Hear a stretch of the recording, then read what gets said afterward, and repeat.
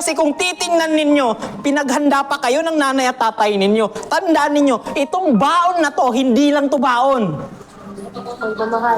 Yung pagmamahal, yung pera, sakripisyo na meron sila pambili ng bigas na to, yun ang laman nito. Sadyang hindi nyo lang nakikita. Minsan magrereklamo kayo na wala kayong ulam. Ang tanong ko, nakita nyo bang kumain yung mga magulang nyo para lang mabili ito?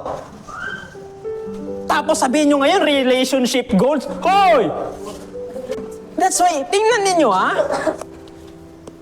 kung bawat bagay na tinitingnan ninyo o tinatanggap nyo sa pamilya ninyo, sa nanay o sa tatay mo, OFW man yan o hindi, malayo man yan o hindi, kung titingnan nyo na yung mismo binigay niya, hindi lang basta pera, hindi lang basta baon, hindi lang basta damit, papasalamatan nyo sila. Kasi alam ninyo na yung binigay sa inyo, hindi lang yan basta baon, hindi lang yan basta pera, kundi pagmamahal, effort. Sinasaksak ko to sa utak ninyo para malaman ninyo na hindi nga, kahit papaano, hindi sila perpekto. Pero kung papansin ninyo kung ano yung binigay nila sa inyo, kung marunong lang kayong magpasalamat, kahit papaano, sobra yung binibigay nila sa inyo. Pero ang tanong ko, alam nyo ba kung paano nila nakuha to? Subukan nyo ba, Sabado-Linggo, sumama kayo sa kanila? Pero hindi, uunahin sino? Si barkada, si jowa.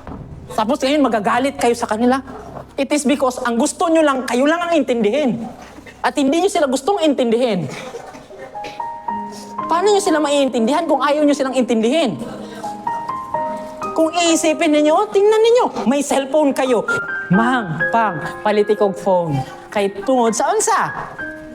Mag-research ako. Pero anong ginagawa ng phone na to?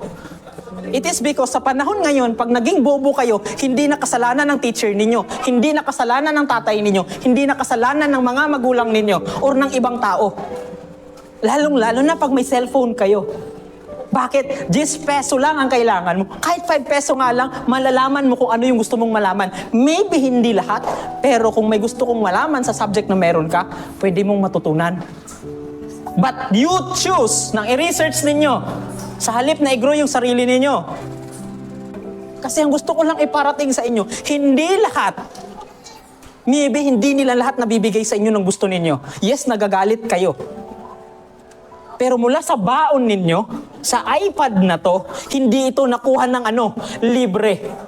Pero dahil kahit papano hindi kayo marunong magpasalamat, hindi kayo marunong mag-appreciate, ang tingin nyo sa kanila, sobrang sama nila. Kulang na kulang sila. Pero pinapaalala ko sa inyo na please naman, isama ninyo sa pangarap ninyo ang tatay at sa kananay ninyo, hindi yung jowa ninyo. Kasi itong jowa ninyo at iniwan kayo, babalik kayo kanino? Sa family ninyo. Kahit anong gawin nyo dito, paminsan, hindi halos lahat. Pag nasaktan kayo, sila yung tatanggap sa inyo.